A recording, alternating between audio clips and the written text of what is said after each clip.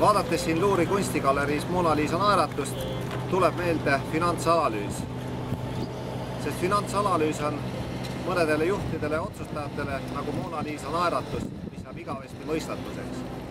Kas me soovimegi, et meie finantsanalüüs oleks Mona Lisa mõistatus või me soovime seda, et meil on võimalikult täpne info sellest, kuidas minu ettevõttel või asutusel läheb.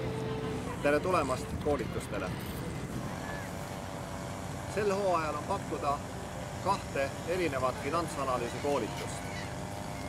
Üks koolitus on mõeldud juhtidele, kellel puuduvad või vajavad värskendamist finantsalased baasteadmised ja teine koolitus on juba pikem ja on mõeldud siis nendele juhtidele ja spetsialistidele, kes soovivad oma analüüsialaseid teadmisi süvendatult arendada.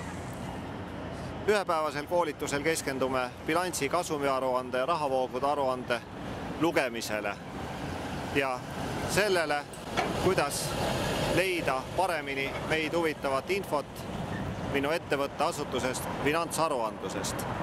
2-päevasel koolitusel, mis on põhjalikum finantsanalüüsi koolitus, käsitleme ühte või teist analüüsi meetodit sügavuti ja keskendume just sellele, kuidas läbi viia eesmärgistatud finantsanalüüse. Kas sinu ettevõtte või asutuse finantsanalüüs on Mona Lisa naeratus või sa saad sealt tõesti infot, mida sul on tarvis oma töös, see sõltub juba sinust. Ja lisaks kõigele on teil koolitusel võimalik osta ka minu raamatuid soodushinnaga. Tere tulemast koolitustele, valik on sinu. Kas eesmärgistatud finantsanalüüs ja juhtimiseks vajalik info või Mona Lisa naeratus.